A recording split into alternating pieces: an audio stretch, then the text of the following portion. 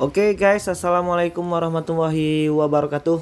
Hari ini ada kabar yang sedikit kurang mengenakkan hati ya sepertinya.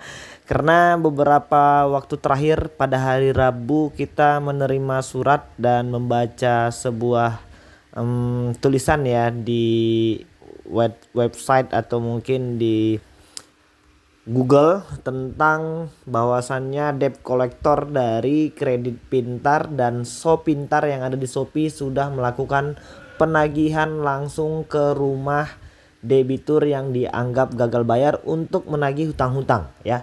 Dan ini merupakan sebuah kabar yang sangat kurang menarik menurut saya, karena mungkin beberapa teman-teman kita yang mungkin saat ini masih dalam kesusahan masa-masa finansial, mungkin punya tagihan di aplikasi Sopintar atau mungkin Kredit Pintar, ya cukup gelisah ya.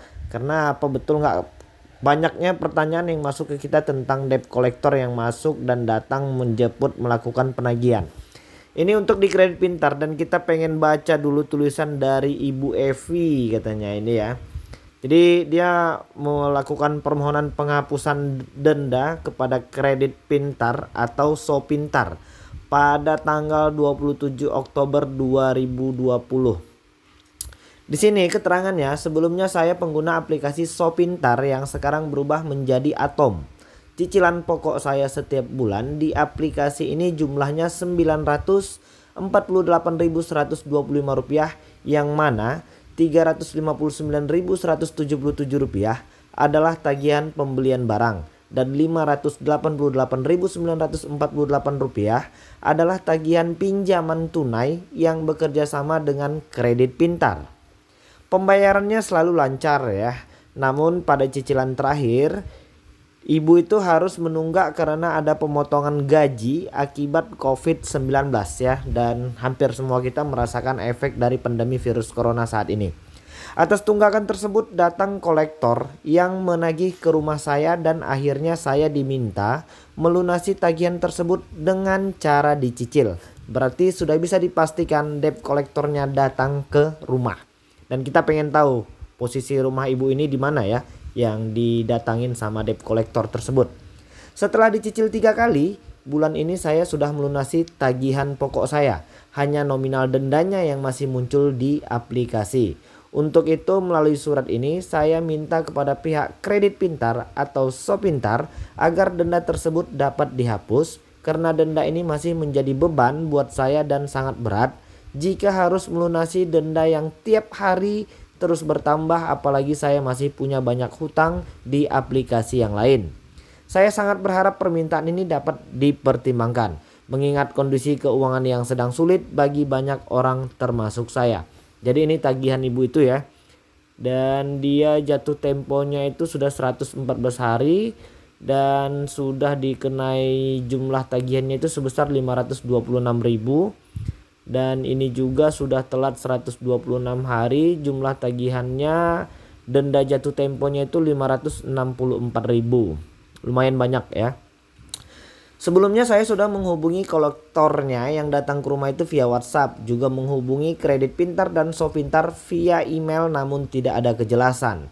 Pertama-tama saya email ke customer service Kredit Pintar, namun saya diminta mengirimkan email ke Sopintar atau Atom. Padahal saya cek di aplikasi, denda yang masih muncul ada pada icon tagihan Kredit Pintar, sedangkan tagihan Atom tidak ada. Wow ya. Kolektor yang datang ke rumah saya juga membawa surat tugas penagihan dari Kredit Pintar. Wayo, hati-hati nih yang punya tagihan di aplikasi Kredit Pintar, debt kolektornya datang nih. Jadi kita pengen cross check dulu, ini posisi rumah ibu ini di mana sebenarnya ya. Kemudian saya email ke CS Sopintar dan saya diminta menghubungi kolektornya. Informasi dari kolektor penghapusan denda sudah diajukan, tapi sampai sekarang tidak ada kabar lagi. Di sini tagihan saya tidak terlalu besar, tapi kolektor sampai 3 kali datang ke rumah saya. Bagaimanapun hal itu sangat mengganggu kenyamanan keluarga saya ya, sudah pasti ya. Karena yang menemui kolektor adalah orang tua saya, bukan saya langsung. Ya jelas orang tua jadi gelisah ya, resah ya, ada apa yang terjadi dengan anaknya gitu ya. Apa memang Kredit Pintar menugaskan kolektor untuk datang berkali-kali, atau kolektornya yang sengaja datang seenaknya supaya saya takut dan segera membayar? Saya harap pihak Kredit Pintar dapat memberikan kebijakan terkait masalah denda di masa pandemi ini.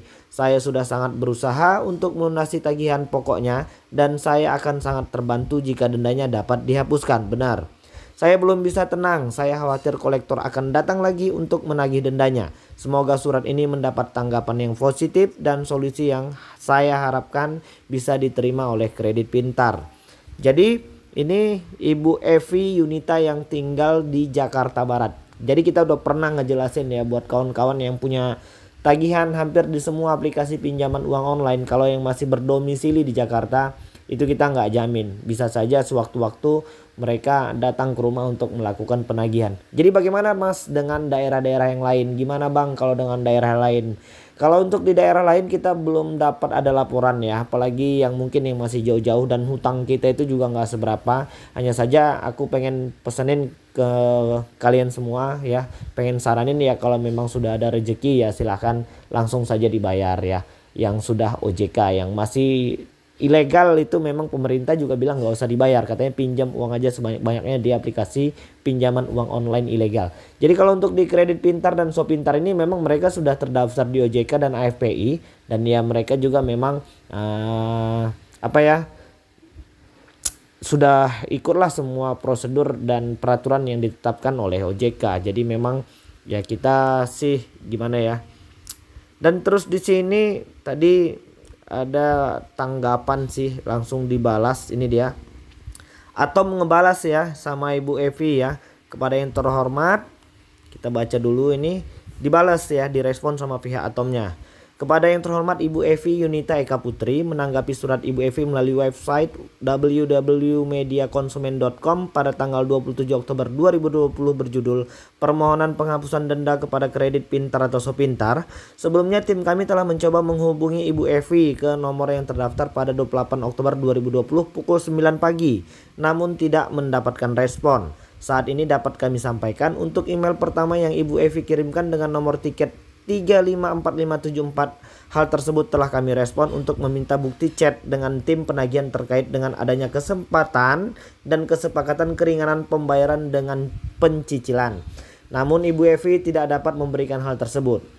Namun Ibu Evi tidak perlu khawatir, saat ini kami akan membantu Ibu Evi untuk melakukan pengajuan kembali kepada tim terkait dan dalam prioritas kami. Bagus ya berarti ya Atom ya. Kami mohon Ibu Evi dapat memastikan nomor ponsel yang terdaftar dapat dihubungi untuk mempermudah tim kami melakukan follow up terlebih lanjut.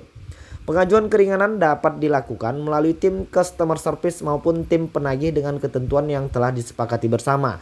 Besar harapan kami untuk permasalahan yang dialami Ibu Evi dapat segera terselesaikan dengan baik. Jadi bisa ya, pengajuan keringanan dapat dilakukan melalui tim customer service maupun tim penagih dengan ketentuan yang telah disepakati bersama.